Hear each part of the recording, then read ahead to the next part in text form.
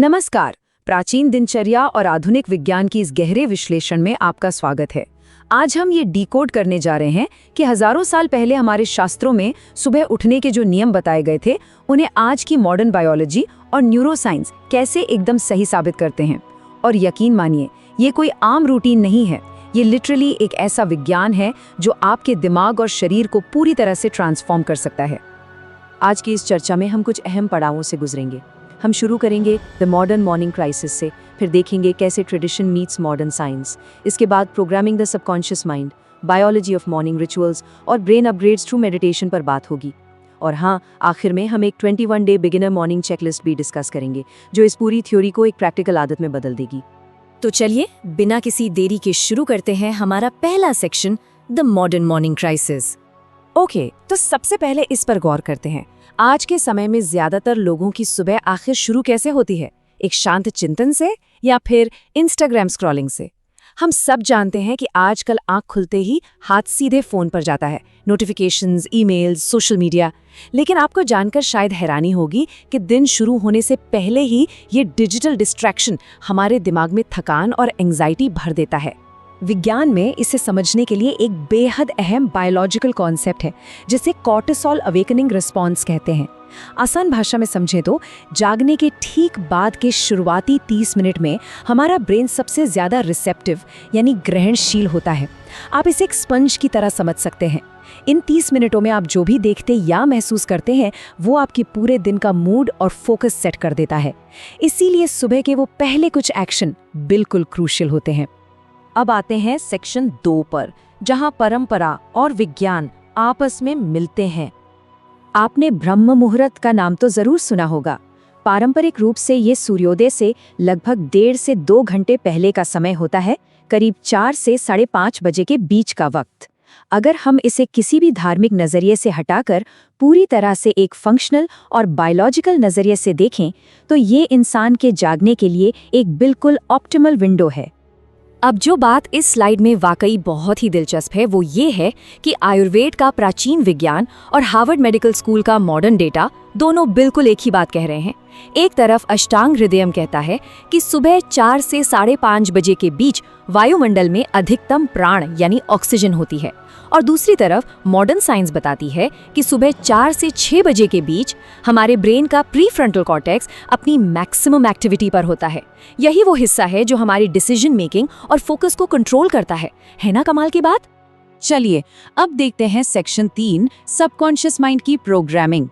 हमारे यहाँ एक बहुत ही प्रसिद्ध पारंपरिक श्लोक है, कराग्रे वसते लक्ष्मी, कर मध्ये सरस्वती, कर मूले तु गोविंदः, प्रभाते कर दर्शनम। ये सुबह उठते ही अपनी हथेलियों को देखने का एक बेहद प्राचीन अभ्यास है। इसका असली मकसद बिस्तर से कदम नीचे रखने से पहले ही अपने चंचल मन को ग्राउंड करना और दिन की एक सकारात्मक शुरुआत करना है। अगर हम इस हथेली दर्शन की तुलना आज की मॉडर्न न्यूरो लिंग्विस्टिक प्रोग्रामिंग या NLP से करें, तो अंडरलाइंग मैकेनिज्म बिल्कुल सेम दिखता है। हथेली दर्शन हमें याद दिलाता है कि हमारे ही हाथों में शक्ति, बुद्धि और दिव्यता है। और NLP क्या करता है? वो भी पॉजिटिव मॉर्निंग अफर्मेशंस के जरिए हमारे ब्रेन के न्यूरल पाथवेज को रीप्रोग्राम करता है। दोनों ही तरीके असल में हमारे ब्रेन को एक स्ट्रॉन्ग पॉजिटिव सिग्नल भेजते हैं। दरअसल जागने के बाद का वो बिल्कुल पहला मिनट, वो एक बहुत ही क्रिटिकल ट्रांजिशन विंडो होता है। इस 1 मिनट में हमारा कॉन्शियस और सबकॉन्शियस माइंड एक साथ ओवरलैप कर रहे होते हैं। तो अगर आप इस स्पेसिफिक 1 मिनट की विंडो में खुद को कोई डेली अफर्मेशन देते हैं, तो वो सीधा आपके सबकॉन्शियस माइंड पर बहुत ही गहरा असर डालता है। आगे बढ़ते हैं सेक्शन 4 की तरफ, सुबह के रिचुअल्स की बायोलॉजी। क्या आपको पता है कि हमारे पारंपरिक शारीरिक नियम मॉडर्न बायोलॉजी से कैसे जुड़े हैं? सबसे पहली बात, सुबह की ओरल और फिजिकल साफ सफाई रात भर जमे हुए टॉक्सिन्स को हटाती है, जो सीधे तौर पर हमारे गट ब्रेन एक्सिस को सपोर्ट करता है। इससे एंग्जाइटी काफी कम होती है। और दूसरी बात, वो ठंगे पानी का अचानक लगने वाला झटका, ये सिर्फ नींद नहीं उड़ाता, बल्कि शरीर में नॉरएपिनेफ्रिन और डोपामाइन को एकदम से रिलीज करता है, जिससे नेचुरली एक जबरदस्त अलर्टनेस और पॉजिटिव एनर्जी आ जाती है। हमारे ब्रेन में एक छोटा सा हिस्सा होता है जिसे अमिगडाला कहते हैं। ये हमारे डर और स्ट्रेस का प्रोसेसिंग सेंटर है। ऑक्सफोर्ड और हार्वर्ड की रिसर्च बिल्कुल साफ दिखाती है कि रोजाना प्रार्थना या मेडिटेशन करने से एमिगडाला का साइज छोटा और कम रिएक्टिव हो जाता है। इसका सीधा सा मतलब है कि प्राचीन परंपराओं में मंत्रों का जो नियम था वो लिटरली हमारे दिमाग में स्ट्रेस रिएक्टिविटी को फिजिकली कम कर रहा था। जरा इस 40% के आंकड़े पर गौर कीजिए। साइकोलॉजिकल रिसर्च बताती है कि जब आप सुबह अपना कोई स्पष्ट इंटेंशन सेट करते हैं, जैसे कि गायत्री मंत्र का शांत मन से उच्चारण करना, तो आपकी दिन भर की डिसीजन मेकिंग क्षमता 40% तक बेहतर हो जाती है। ये अपने आप में एक बहुत बड़ा मेंटल बेनिफिट है। अब हम पहुंच गए हैं सेक्शन 5 पर, मेडिटेशन के जरिए ब्रेन अपग्रेड्स। और ये स्लाइड बहुत ही शानदार तरीके से दर्शाती है कि कैसे हजारों साल पुरानी फिलॉसफी आज की मॉडर्न साइकोलॉजी से बिल्कुल मैच करती है। एक तरफ भगवद गीता कहती है कि हमारा पूरा फोकस सिर्फ कर्म या प्रोसेस पर होना चाहिए, परिणामों पर नहीं, और दूसरी तरफ आज की मॉडर्न साइकोलॉजी भी ठीक यही मानती है कि आउटकम फोकस्ड होने के बजाय प्रोसेस फोकस्ड होने से हमारी प्रोडक्टिविटी बढ़ती है और मेंटल हेल्थ बहुत बेहतर रहती है। मांडुक्य उपनिषद मानसिक अवस्थाओं को कंट्रोल करने के लिए ओम पर फोकस करने की सलाह देता है।